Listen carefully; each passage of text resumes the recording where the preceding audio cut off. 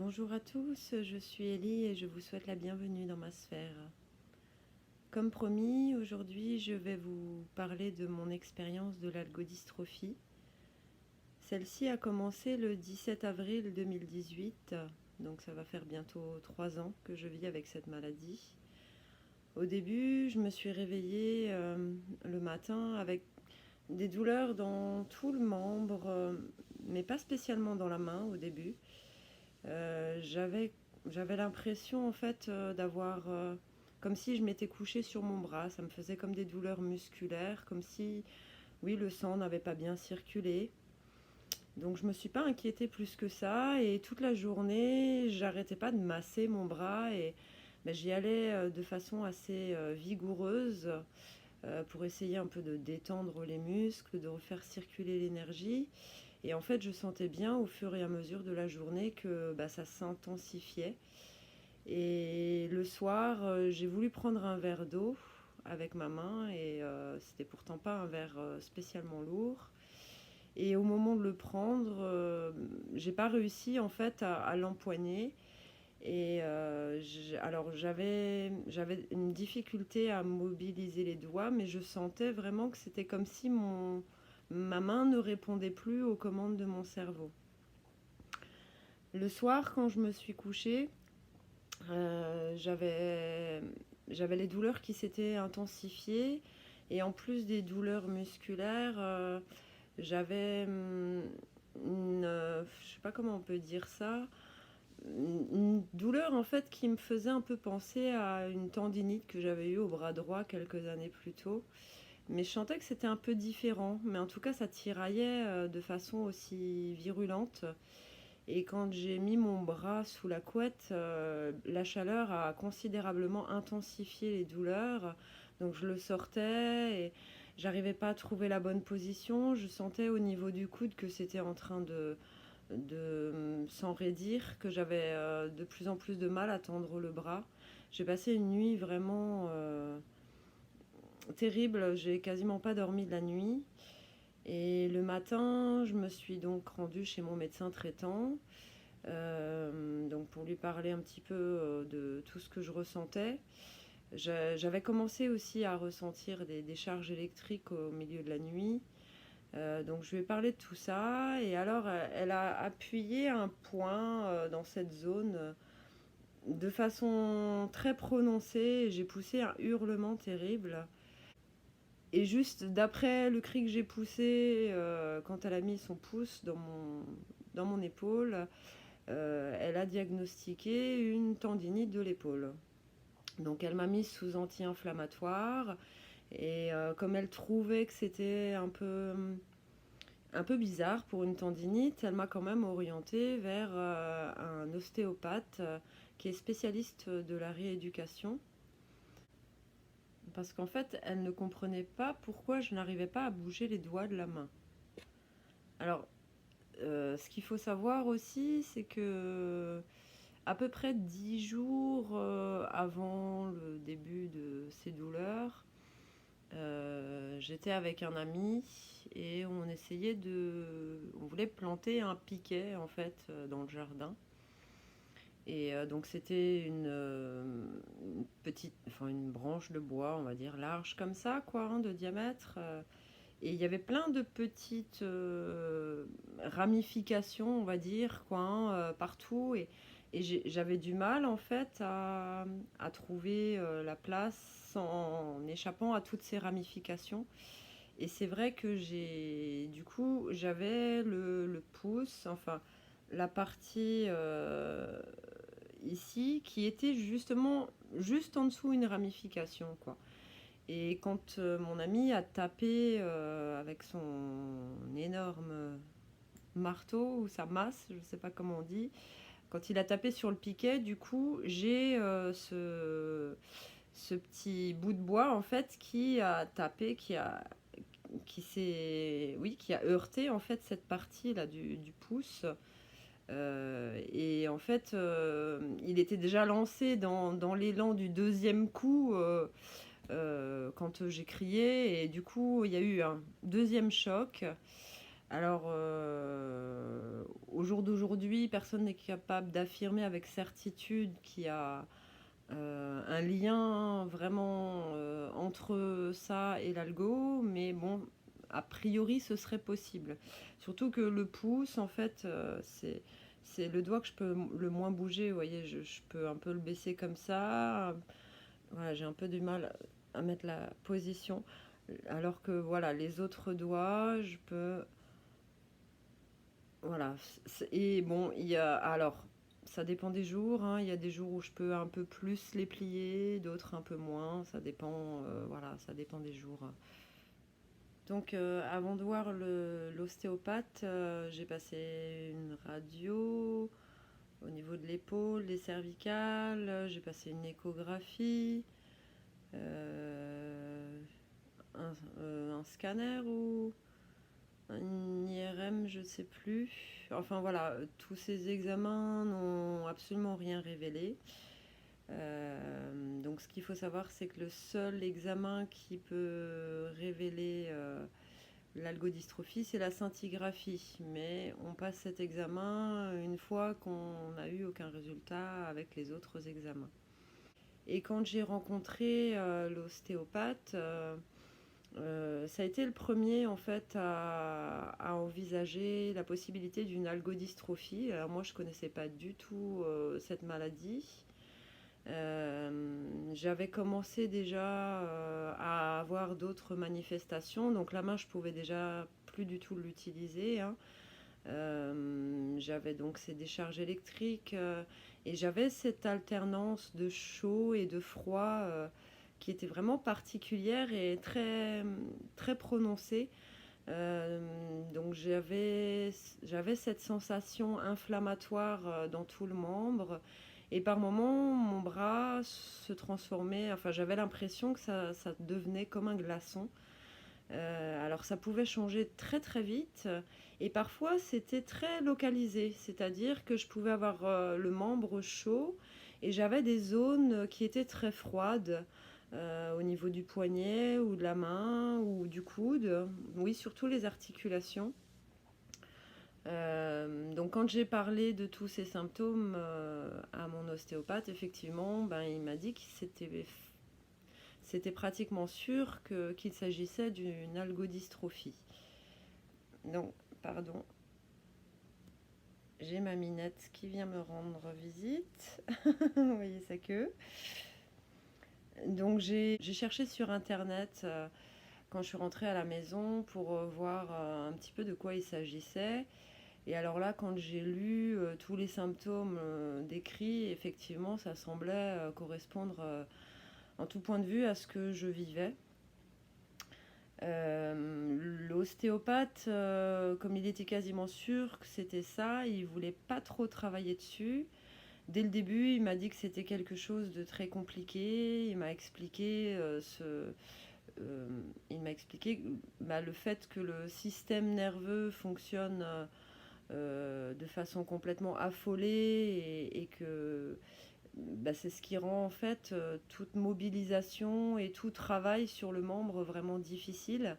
Et il avait vraiment peur d'empirer le problème. Maintenant, il m'avait montré des techniques pour masser moi-même les fascias au niveau de l'avant-bras. euh, voilà, pour que je puisse travailler moi-même en écoutant mon corps, en respectant ses limites. Voilà, ça limitait les risques d'empirer le problème. Entre-temps, je suis allée consulter un ami praticien en médecine chinoise pour lui demander une séance d'acupuncture. Ça faisait quand même pas mal d'années que j'avais recours de temps à autre à cette méthode et j'avais observé une efficacité de celle-ci pour des problèmes de dos, pour bah, ma tendinite dont je parlais tout à l'heure. Voilà, des problèmes digestifs, de sommeil. Et c'est vrai que j'avais toujours eu des bons résultats par le biais de cette méthode. Mais là, du coup, pour l'algodystrophie, ça a été une erreur monumentale. Quand je suis arrivée chez mon ami, alors il a été vraiment étonné de voir l'état de ma main, de voir à quel point juste le toucher et éveillait des douleurs vraiment insoutenables. J'étais en larmes dans son cabinet. Et lui, bah, il connaissait pas du tout, enfin, il voyait pas ce dont il s'agissait. Et bah, comme on n'était pas sûr non plus de l'algodystrophie, que le diagnostic n'avait pas été posé, c'est vrai que je me suis pas méfiée, malgré tout ce qu'avait pu me dire mon ostéopathe sur les risques d'empirer le problème. Et mon ami y est allé quand même avec beaucoup de précautions. Il a pointé, il a planté pardon, une aiguille sur un point dans cette zone-là et il y allait vraiment très très doucement. Il l'a planté à fleur de peau. Il m'a dit on va attendre, on va voir comment ça réagit avant que j'aille plus loin. Et bah là, il a dû la retirer très rapidement parce que juste cette petite aiguille à peine à fleur de peau, du coup ça a déclenché des douleurs vraiment terribles dans tout le bras jusqu'en haut de l'épaule. J'étais en train de hurler dans son cabinet et du coup, voilà, il a abandonné l'idée de travailler avec les aiguilles sur ce bras. Il a travaillé sur l'autre bras, puis planté des aiguilles aussi au niveau de la colonne vertébrale pour essayer de faire circuler l'énergie entre les deux bras. Il m'a planté d'autres aiguilles aussi au niveau des jambes pour faire circuler l'énergie dans tout mon corps parce que j'étais déjà dans un état de fatigue considérable. Je dormais quasiment pas à cause des douleurs. Les anti-inflammatoires n'avaient vraiment aucun effet. Et puis il m'a fait tester la moxibustion, qui est donc ce sont des bâtons d'armoise que l'on fait brûler. Et donc il est passé au-dessus de mon bras tout doucement et voilà avec la chaleur. Ça permet de refaire circuler l'énergie. Il m'a donné des bâtons de moxa pour que je puisse le faire moi-même chez moi. Donc j'évitais toujours de le faire dans les crises inflammatoires ou quand c'était mitigé, j'évitais de le faire, de passer sur les zones qui étaient très très chaudes parce que du coup ça a empiré l'inflammation. Donc voilà, c'est quelque chose, je me rendais bien compte, qui était très difficile à traiter. Et donc moi, à cette époque, j'étais praticienne holistique, j'accompagnais les gens notamment par des méthodes énergétiques, mais aussi la sophrologie. Et à mon grand regret, en fait, toutes les méthodes que j'utilisais depuis de nombreuses années, que ce soit pour moi-même ou pour les gens que j'accompagnais, et qui se révélaient pour la plupart du temps bénéfiques pour soulager voilà, des douleurs, voilà, des problèmes de santé du corps.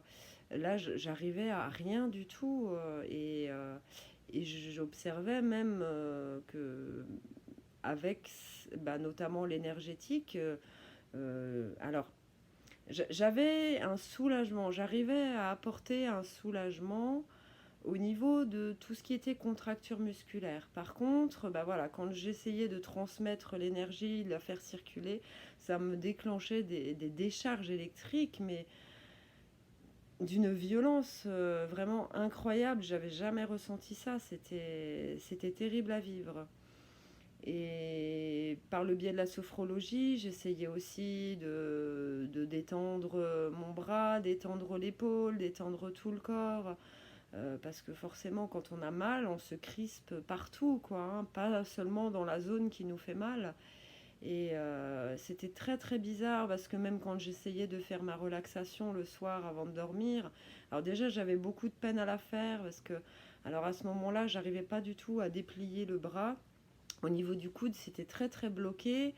Et donc le soir, j'avais un coussin que je posais sur mon ventre avec la main par-dessus, quoi. Donc j'étais dans une position qui me mettait pas dans un grand confort pour la relaxation. J'avais l'impression d'être déséquilibrée, le fait de ne pas pouvoir allonger mes bras de la même façon des deux côtés. Donc voilà, pour la concentration, c'était déjà très très difficile. En plus, il y avait les douleurs qui du coup faisaient que j'avais encore plus de mal à me concentrer, j'avais beaucoup de difficultés à lâcher prise par rapport à ces douleurs et à me centrer, à me focaliser sur des sensations positives, de détente, de relaxation. Donc c'était très très pénible. Et après, quand je commençais à arriver un petit peu à me détendre, c'était assez bizarre parce que quand je travaillais sur le bras droit, à relâcher tous les muscles de mon bras droit, du coup ça réagissait de façon très très violente dans le bras gauche. Et étonnamment aussi, quand j'arrivais au niveau des pieds, particulièrement du pied gauche, du coup ça déclenchait des douleurs dans le bras gauche. Enfin, c'était c'était intenable et puis surtout j'avais l'impression de perdre le contrôle sur mon corps. J'ai perdu du coup confiance en mes capacités. Oui, si je peux dire, j'ai perdu foi en toutes ces techniques que je pratiquais depuis de nombreuses années. Enfin voilà, là du coup ça a commencé à être le début de la dépression parce que perdre confiance en mes capacités et puis aussi voilà, dans les tâches du quotidien, je n'arrivais plus à accomplir un grand nombre de gestes. Donc quand on vit seul, c'est d'autant plus difficile parce que du coup, on ne peut pas se faire aider et il faut trouver un moyen de faire. J'ai commencé à me nourrir avec des aliments qui étaient plus faciles à préparer plutôt que nutritifs. Donc comme j'arrivais plus à couper les légumes, j'ai arrêté de manger des légumes. J'essayais de trouver des choses qui soient faciles à ouvrir.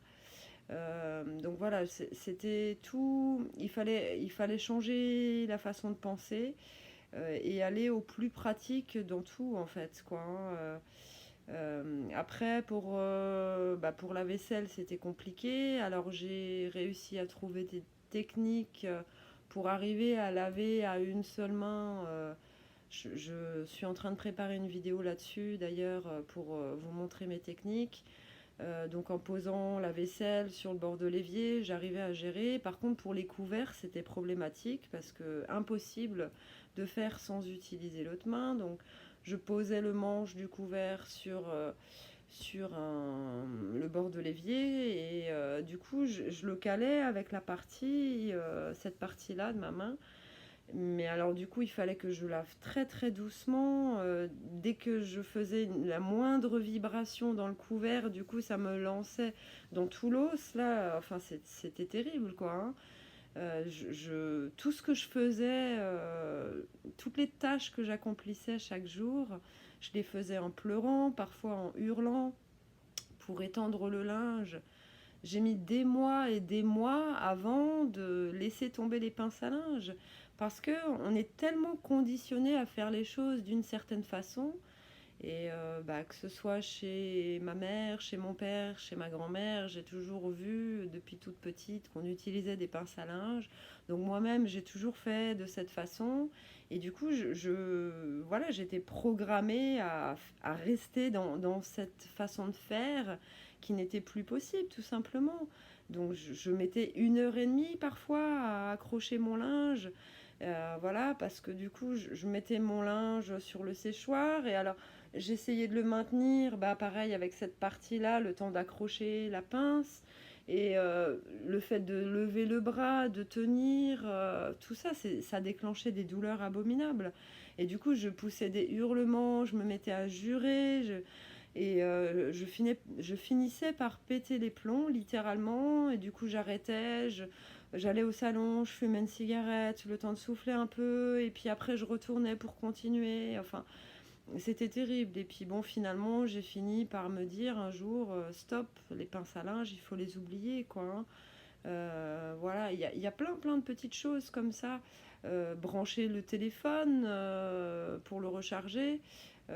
Pareil, comme je pouvais pas tenir le portable dans la main, alors je le calais contre le bras pour le brancher de l'autre côté. Et du coup, c'est pareil, ça me déclenchait des douleurs abominables jusqu'à ce que je prenne conscience qu'il fallait que je trouve un autre support qui puisse remplacer mon bras. Donc du coup, bah, ça a été contre un mur, contre un meuble, voilà, contre ma cuisse si je veux le brancher depuis la table basse. Voilà. C'est...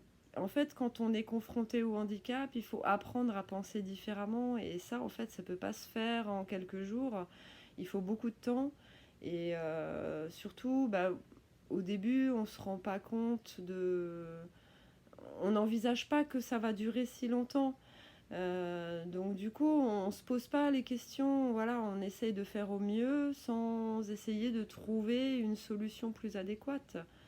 Et puis à un moment, bah, on se rend compte qu'il faut trouver effectivement des solutions sur le plus long terme, apprendre à utiliser d'autres parties du corps, voilà, les jambes, pour ouvrir une bouteille, bah, la mettre entre les genoux ou entre les pieds, voilà, parce que parfois entre les genoux, ça glisse, surtout bah, quand c'est des bouteilles qui n'ont jamais été ouvertes, ou des pots par exemple, des bocaux.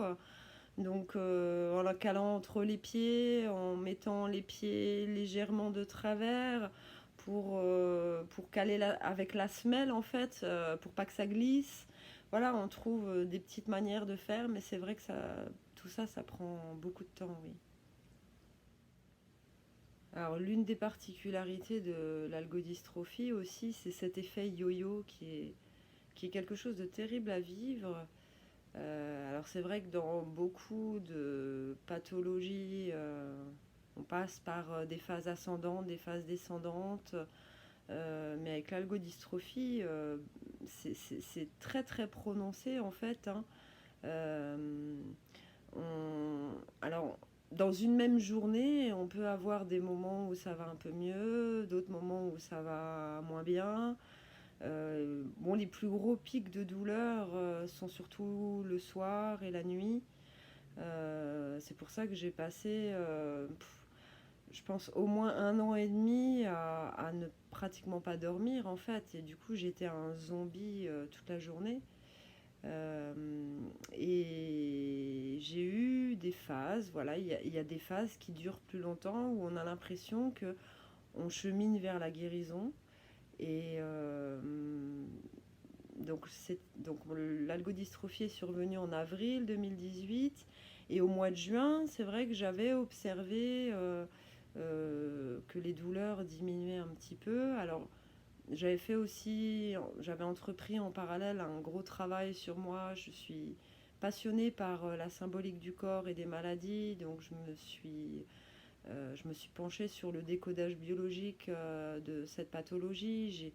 J'ai effectivement fait des liens qui étaient flagrants par rapport à ce que je vivais aussi sur le plan émotionnel dans ma vie personnelle à ce moment-là. Et donc c'est vrai que bah, en travaillant dessus, effectivement, j'observais aussi une amélioration au niveau des douleurs qui étaient en train de diminuer.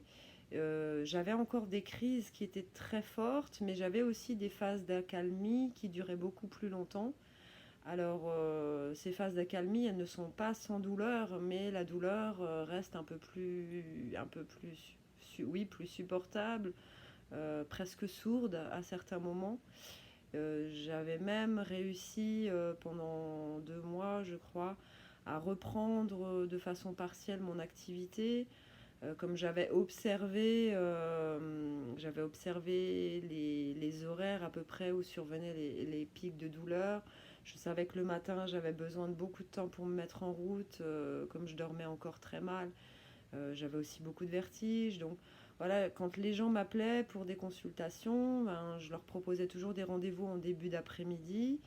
Alors certaines personnes n'étaient pas disponibles à ce moment-là et parce qu'elles travaillaient, donc du coup elles me demandaient en fin de journée. Donc je leur expliquais toujours qu'il y avait un risque que je doive annuler la séance en dernière minute si vraiment mon état me permettait pas de faire un soin correct. Et bon, j'ai eu la chance de tomber sur des gens très compréhensifs et voilà qui respectaient tout à fait cela. Et puis bon, tout est juste dans l'univers et tout se déroule de façon juste. Et effectivement, j'avais pas trop de demandes dans cette période-là, donc ça me permettait d'y aller vraiment tranquillement. Et puis, non, début septembre, j'ai fait... non, je démarrais une relation à ce moment-là avec un homme qui n'était vraiment pas sain pour moi. Mais bon, comme j'étais comme j'étais fragile psychologiquement, je me suis complètement laissée endormir. Et donc, voilà, c'était un routier qui m'a emmené, qui m'a proposé de partir avec lui 3 jours dans son camion. Et c'est vrai que j'ai accepté en me disant que ça me ferait du bien au moral de sortir de chez moi parce que j'avais commencé déjà à m'enfermer, je voyais plus grand monde et je me suis dit voilà, je vais voir un peu du paysage, ça va me faire du bien. Et alors là, ça a été une erreur monumentale parce que juste les vibrations du camion, ça a empiré les douleurs et je sentais au fur et à mesure des 3 jours qui passaient que c'était en train de faire marche arrière en fait, hein, et donc là, bon, j'avais emmené les médicaments, mais comme leur effet n'était que partiel, si je peux dire, vraiment très partiel. Du coup, ça n'a pas servi à grand chose. Et alors, quand je suis rentrée au bout de 3 jours, du coup, j'ai perdu pendant ces 3 jours tous les progrès que j'avais fait les 3 mois passés. Et donc là, le moral, il a complètement dégringolé. Là, pour le coup, la dépression a pris une ampleur considérable. Je me suis encore plus enfermée chez moi, je voulais plus voir personne. Et voilà, j'étais en proie à des douleurs abominables qui ont duré encore des mois et des mois. J'ai encore fait des cures d'anti-inflammatoires, de cortisone, voilà, et tout ça ne servait visiblement à rien. Je n'osais pas retourner voir l'ostéopathe parce que bah, j'avais toujours en tête tout ce qu'il m'avait dit et que j'avais peur que le problème soit empiré. Donc j'avais essayé autant que possible de suivre ses recommandations, à savoir faire la rééducation par moi-même, faire moi-même mes massages en restant à l'écoute de mon corps, en respectant mes limites, etc. Euh, je me sentais vraiment, je ne sais pas comment je peux dire, pas délaissée par le corps médical. Oui, si, d'une certaine façon délaissée. Et puis, bon, j'ai un médecin traitant qui ne connaît absolument pas le problème. Alors bon, voilà, chacun ses limites, mais c'est vrai que j'estime qu'en tant que mon médecin traitant, elle aurait pu faire l'effort de se documenter un minimum sur le sujet.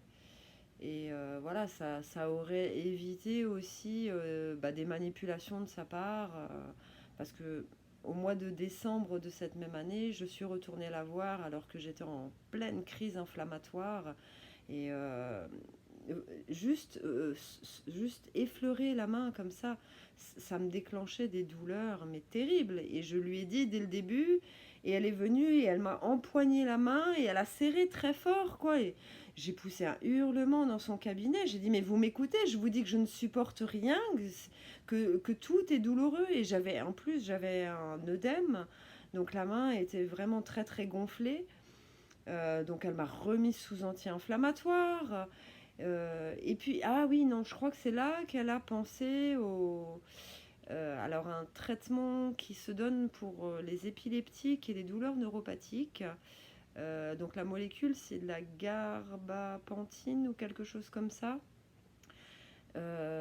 Donc j'ai commencé ce traitement et effectivement j'ai pu observer, alors ça n'a pas agi sur tous les symptômes de l'algodystrophie, mais j'ai observé que ça avait progressivement arrêté tout ce qui était décharge électrique et les spasmes nerveux et musculaires.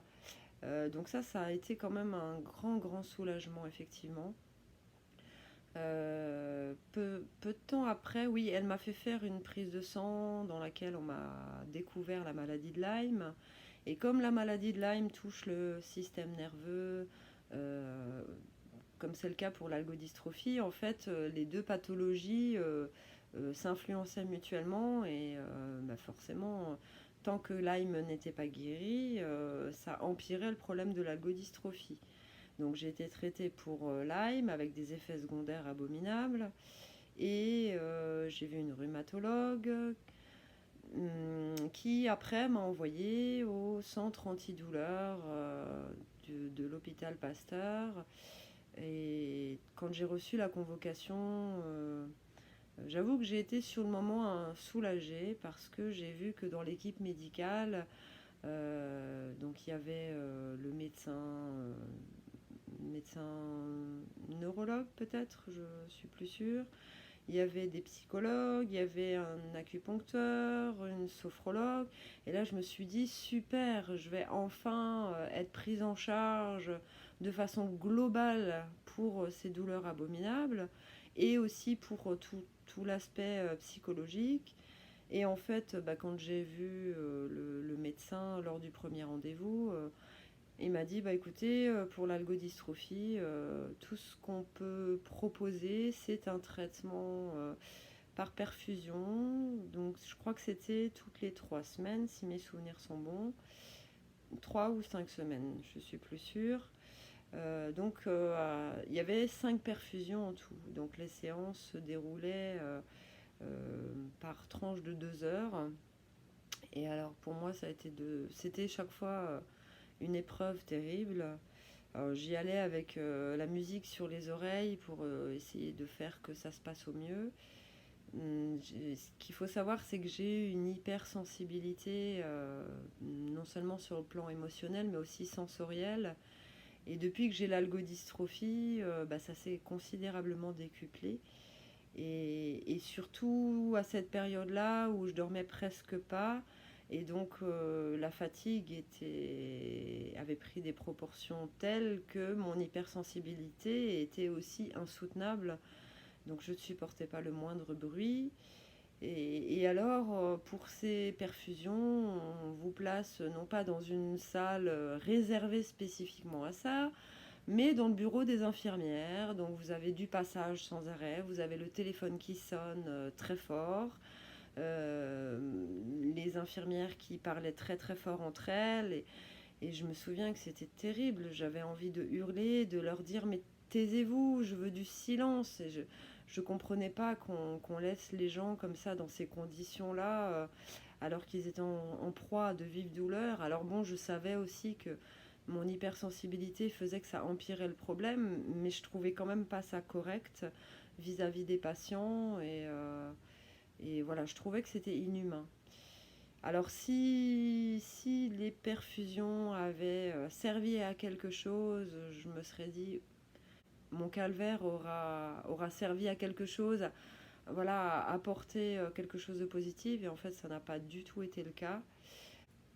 Déjà parce qu'après la première perfusion, j'ai eu des effets secondaires terribles, alors qui sont a priori assez fréquents dans ce que j'ai pu lire sur Internet. Mais moi, ça a duré 4 jours. Alors, moi qui étais déjà un zombie à cause de la fatigue liée aux douleurs et au manque de sommeil, là, j'arrivais plus à me traîner en fait. C'était comme un genre d'état grippal, quoi. Je me sentais aussi affaiblie que si j'avais une grosse, grosse grippe. Je sais plus si j'ai fait de la fièvre, mais en tout cas, oui, j'étais complètement. Ouais, plus qu'un zombie en fait, hein. J'étais dans un état comateux, quoi, pendant 4 jours, quoi. Et ouais, pas bien. Vraiment un mal-être dans tout le corps, vraiment. Alors, heureusement, ces effets ont progressivement diminué à chaque perf. Les 2 dernières perfs, je crois que j'ai vraiment eu aucun effet. Par contre, j'ai eu non plus aucun effet au niveau de l'algodystrophie, quoi, hein. Je crois que j'ai pas précisé que en fait l'objectif de ces perfusions, c'était de reminéraliser les os. Voilà. Et en fait, ça n'a pas du tout été le cas, quoi. Euh, j'ai repassé une scintigraphie osseuse après la série des 5 perfusions. Donc la première scintigraphie, je l'avais faite, c'est vrai que j'en ai pas parlé, je l'avais faite en juillet, donc 4 mois après les débuts de l'algodystrophie. Et cette première scintigraphie avait permis de déceler l'algodystrophie au niveau de l'épaule. Et donc ça se diffusait au niveau cervical. Et là, cette deuxième scintigraphie, donc, qui s'est passée donc plus d'un an après la première, hein, 1 an et 3-4 mois à peu près. Donc là, ils avaient trouvé donc, que non seulement il y avait toujours l'algodystrophie au niveau de l'épaule qui s'était encore plus étendue, et en plus des traces d'algodystrophie au niveau du poignet. Donc voilà, échec total de ce traitement. Et le médecin du centre antidouleur m'a dit, écoutez, j'ai pas d'autre solution à vous proposer. Donc voilà, je suis sortie de chez lui complètement découragée, démoralisée. Euh, j'ai revu personne en fait, pas d'autres médecins pendant plusieurs mois. Par contre, j'ai pris contact avec un fasciathérapeute que je connaissais et je crois que j'ai dû faire 4 ou 5 séances avec lui. Donc pour moi, c'était encore aussi une épreuve d'aller là-bas. Déjà descendre à Colmar, devoir descendre en train. Comme je sortais très peu de chez moi, enfin voilà. Le monde extérieur me paraissait déjà extrêmement dangereux, on va dire, pour tout un tas de raisons. J'en parlerai certainement dans une autre vidéo. Et puis le bruit de la ville, tout ça, c'était vraiment une épreuve. Par contre, c'est vrai que les séances en fasciathérapie m'ont fait beaucoup de bien. Pendant les 2 premières séances, il n'a pas du tout travaillé sur le bras, il a vraiment travaillé sur la remise en circulation de l'énergie dans tout mon corps. Et c'est vrai que ça m'a fait beaucoup de bien, ça m'a soulagé aussi mes problèmes de dos. Parce que bon, quand on a un handicap, souvent on a tendance à prendre des mauvaises postures. Et puis bon, comme je bougeais presque plus, tout ça, forcément, alors je me levais tous les matins avec le bas du dos complètement ankylosé. Donc ça m'a fait beaucoup de bien pour ça. Et après, je crois, à partir de la 3e séance, il a commencé à travailler sur le bras avec beaucoup, beaucoup de douceur. Et je sentais, déjà, il m'a permis de retrouver l'extension complète au niveau du coude. Donc ça, c'était vraiment super. Euh, Au niveau des douleurs, j'ai pas ressenti ni d'amélioration ni d'intensification. Donc déjà, il travaillait très bien sur le problème, je pense. Après, voilà, on entrait dans l'hiver et voilà, sortir par le froid, comme je vous disais, c'était très compliqué. Et puis avec la ville, tout ça, je me suis dit, je vais laisser passer l'hiver et puis je retournerai certainement le voir par la suite. À la fin de l'hiver, j'avais rendez-vous chez le médecin du centre antidouleur. C'était un rendez-vous qui avait été programmé à la fin de la série des 5 perfusions. Donc je ne sais pas si peut-être il espérait voir des effets de ce traitement peut-être au bout de quelques mois, je ne sais pas. Toujours est-il que comme il n'avait pas d'autre solution lui à me proposer, il m'a orienté vers une ergothérapeute pour essayer de commencer la rééducation de la main. Là encore, ça a été une expérience complètement décourageante. Je suis encore tombée sur quelqu'un de très peu compatissant, qui me laissait même pas le temps de m'exprimer. Elle me posait des questions et à peine j'avais dit oui ou non, elle enchaînait, alors que le oui ou le non, parfois il suffit pas, qu'il y a besoin d'un complément d'information, et en fait elle écoutait rien de ce que je lui disais.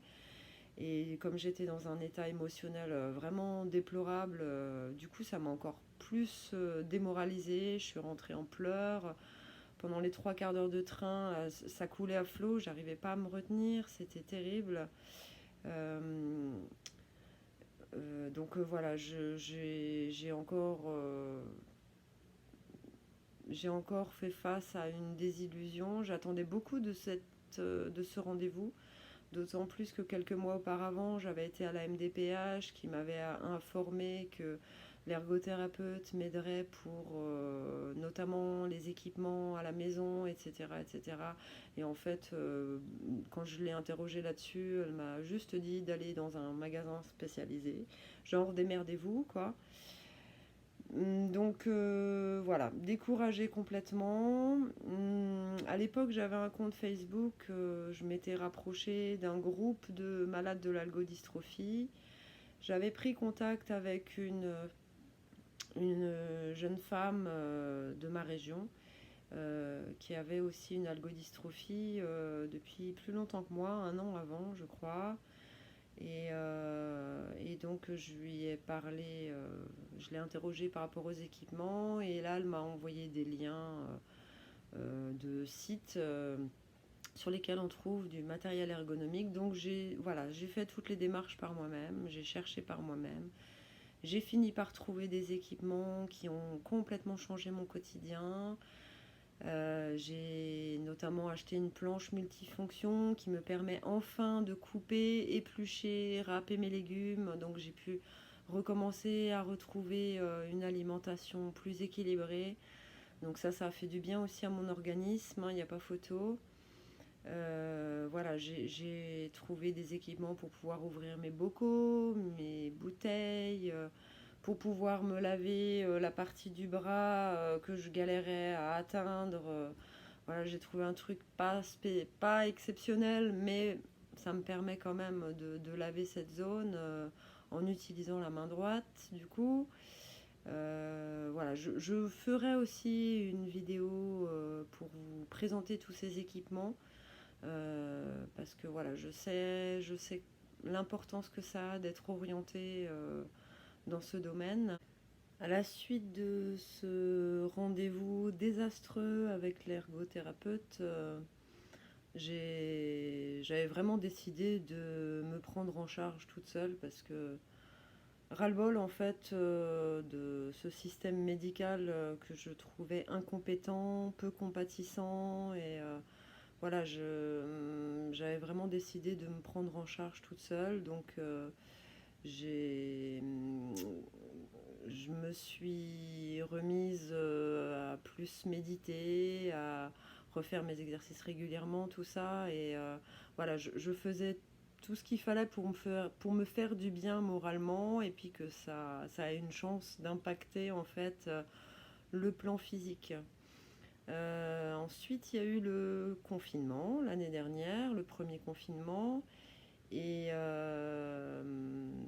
comme j'avais du coup les douleurs qui s'étaient nettement amoindries, et que même quand je faisais mes exercices de rééducation, voilà, que je faisais travailler mes articulations, tout ça, j'avais quand même nettement moins mal. Donc je m'étais dit peut-être que maintenant ce serait envisageable de pouvoir commencer la rééducation.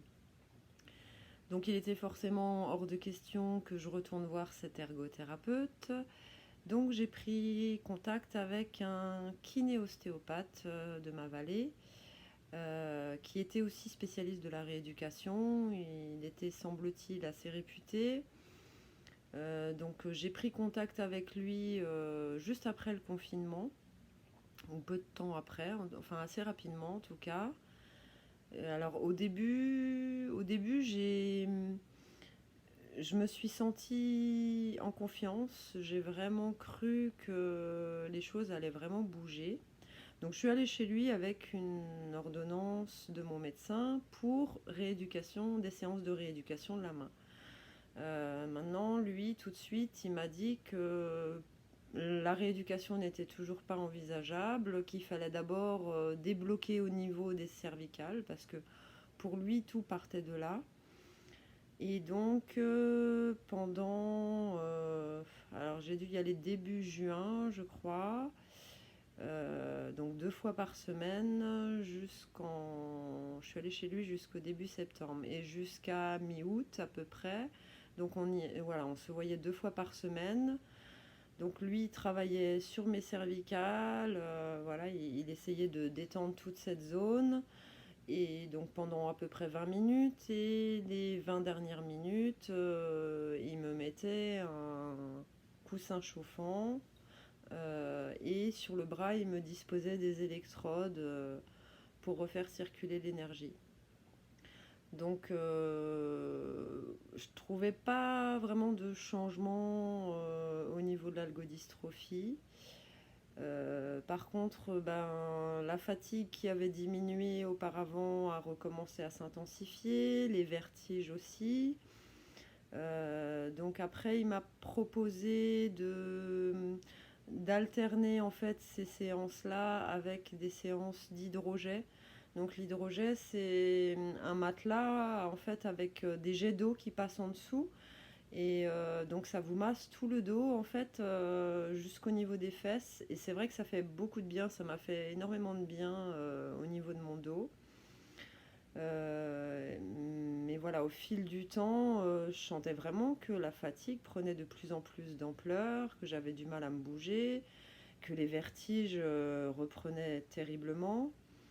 J'ai essayé aussi parce que bon, les séances de kiné étaient remboursées, mais l'ostéopathie pas. Mais bon, je voulais quand même essayer d'en faire une ou deux déjà pour voir si ça changeait quelque chose.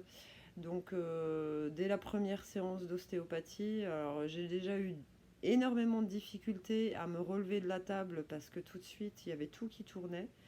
Et ce jour-là, bah, j'avais pas de train pour remonter, je voulais pas attendre, je voulais rentrer chez moi et je suis rentrée à pied. Donc, il y a entre 40 et 50 minutes de marche, suivant la vitesse à laquelle on va. Et je marchais, j'avais l'impression d'être complètement bourrée en fait, hein. Je zigzaguais et j'avais vraiment peur de tomber. En plus, il faisait une chaleur incroyable, ce qui n'aidait pas. J'ai retenté une autre séance d'ostéo un peu plus tard et pareil quoi. Et en fait, voilà, c'était de pire en pire, les vertiges, la fatigue, tout. Et en fait, j'ai vraiment, bah, sur ces 3 mois, j'ai vraiment observé que finalement, les séances m'apportaient plus de mal que de bien. Donc j'ai fini par arrêter, aussi parce que la dernière séance s'est très mal passée, voilà, dans l'échange avec le kiné. Et puis pour moi, il était plus possible de me remettre entre ses mains alors que j'avais des ressentiments, si on peut dire, à son égard. Et puis voilà, c'est vrai que finalement les séances me faisaient pas de bien. Donc donc on a arrêté début septembre de l'année dernière. Depuis, j'ai plus du tout vu de kiné. Je fais mes exercices. Alors, je suis très irrégulière dans ma pratique, mais voilà. Maintenant, j'essaye de me prendre toute seule en charge. Finalement, euh, voilà. Pour l'instant, je n'envisage pas de refaire des séances. Peut-être par la suite, je sais pas. Je sais pas si c'est une erreur ou pas, mais c'est vrai que je suis vraiment déçue du système médical. Donc, pour l'instant, j'ai besoin de garder mes distances avec lui. Et voilà. Et puis, moralement, en tout cas, je m'en porte pas plus mal. Et puis, voilà, depuis que j'ai arrêté les séances de kiné, peu à peu, bah, les vertiges ont diminué. La fatigue, bon, il y a des jours où je suis fatiguée, mais c'est vrai que c'est plus comme l'année dernière. Et voilà, et puis du coup, bah, le fait d'avoir retrouvé plus d'énergie et d'avoir moins de vertige, c'est ce qui m'a aussi motivée à me remettre à conduire. Donc là, j'ai fait les démarches enfin, j'ai commencé à faire les démarches pour réadapter mon permis par rapport à mon handicap. Donc voilà. Disons que pour moi, c'est quelque chose de positif et voilà, on verra plus tard si je retourne chez le kiné. Peut-être bah, si je reprends à conduire aussi, ça me motivera davantage que de devoir attendre je sais pas combien de temps pour prendre les trains ou de devoir courir après, etc. Donc voilà, je me dis chaque chose en son temps. En tout cas, c'est comme ça que moi je le ressens, quoi. Que dire de plus? Donc par rapport aux douleurs, aujourd'hui, elles se sont nettement amoindries. J'ai des pics de douleur. Alors j'ai eu notamment un gros pic là il y a 2 semaines de ça, je crois à peu près. Donc là j'ai compris que c'était de nouveau une phase régressive, comme j'en ai vécu plusieurs malheureusement. Mais celle-ci semble quand même beaucoup moins importante que les précédentes. Donc j'ai réussi à me passer d'anti-inflammatoires. Euh, on va dire que dans l'ensemble, je vis cette maladie beaucoup plus sereinement par rapport à l'intensité des douleurs et par rapport à l'acceptation de mon handicap depuis le début de l'année dernière à peu près, mois de janvier. Donc j'ai eu recours à ce moment-là aussi à des méthodes énergétiques. Alors ce coup-ci, j'ai pas du tout, j'ai arrêté de travailler sur moi hein, parce que j'ai bien vu que c'était impossible. Donc j'ai fait appel à des gens extérieurs. Donc j'ai eu des soins Reiki et d'autres méthodes énergétiques qui ont permis de diminuer encore les douleurs aussi, quoi. Et c'est vrai que quand les douleurs ont commencé à devenir plus supportables, ça a été ouais, un souffle retrouvé, si je peux dire. J'ai recommencé un petit peu à aller marcher parce que même la marche, en fait, était devenue difficile. Alors, ça surprend beaucoup de gens, mais juste les vibrations de la marche me déclenchaient des douleurs abominables.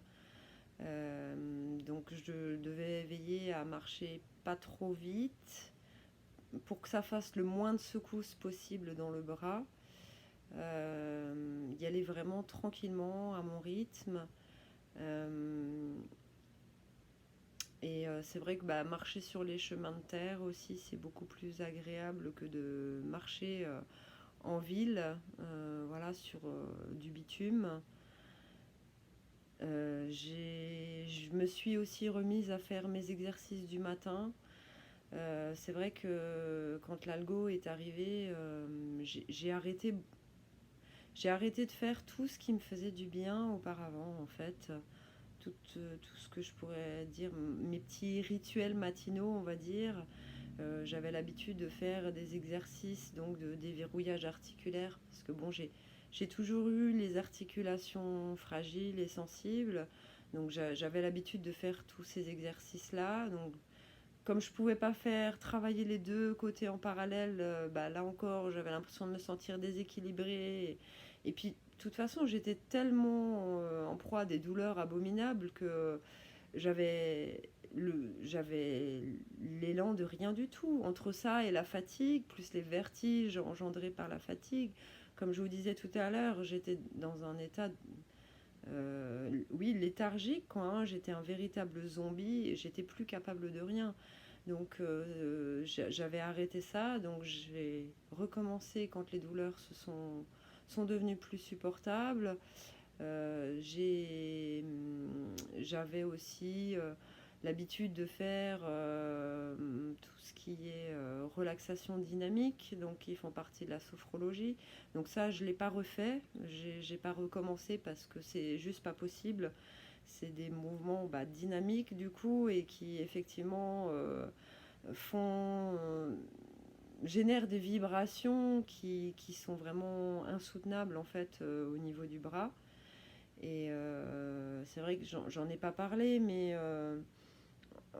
si vous avez vu la vidéo Qu'est-ce que l'algodystrophie, comme j'explique, en fait, le système nerveux perçoit tout comme une agression, tout événement extérieur. Donc ça peut être les vibrations, ça peut être le vent, ça peut être la pluie, ça peut être quand on se cogne quelque part, ça peut être une source de chaleur. Euh, voilà, un mouvement rapide, enfin tout est perçu comme une agression par le système nerveux. Du coup, ça empire des douleurs qui, en plus, sont perçues de façon beaucoup plus importante, euh, alors par le biais de l'algodystrophie et en plus par le fait d'être hypersensible. Donc tout est démesuré, décuplé. Et en plus, toutes les douleurs qui sont générées par ce qu'on peut appeler les agressions extérieures vont s'étendre dans le temps, bien au-delà de quelques heures, comme ce serait le cas en temps normal. Ça peut durer plusieurs jours, voire plusieurs semaines. Tout prend des proportions démesurées et tout est risque de régression. Alors, c'est vrai que je parle de régression, ça peut induire les gens un peu en erreur, parce que c'est vrai que souvent en médecine, par exemple pour les cancers, quand ils parlent de régression, c'est la régression du cancer. Et quand la maladie progresse, on parle voilà, du progrès. Et moi, je n'aime pas trop employer ces termes dans ce sens, parce que pour moi, le progrès, c'est quelque chose de positif, et du coup, je ne peux pas parler de progrès si l'état s'empire, en fait. Ça me dérange. Je trouve que c'est pas cohérent. De même que parler de régression quand ça va mieux, alors que régression, ça a plutôt une connotation négative. Du coup, je suis pas trop d'accord avec ces termes, mais voilà, c'est mon ressenti personnel.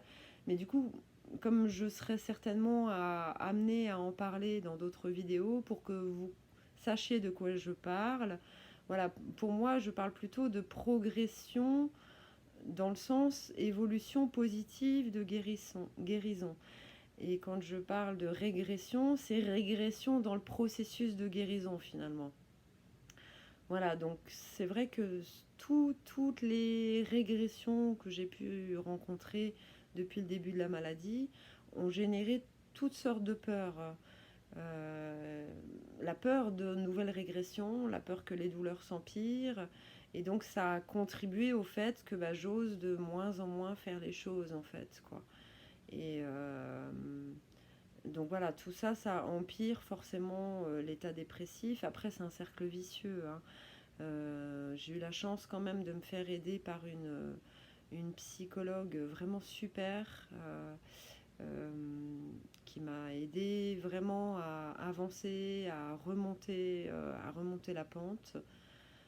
Et je l'en remercie vraiment du fond du cœur si jamais elle tombe sur cette vidéo. Et j'ai eu la chance aussi d'avoir quelques amis vraiment extraordinaires qui m'ont été d'un grand soutien, et encore aujourd'hui. Parce que bon, même si avec mes équipements et voilà les nouvelles techniques que j'ai développées au cours du temps, c'est vrai qu'il y a encore des choses qui me sont impossibles aujourd'hui ou compliquées. Et c'est vrai que mes amis proches en tout cas, sont vraiment toujours là et répondent toujours présents.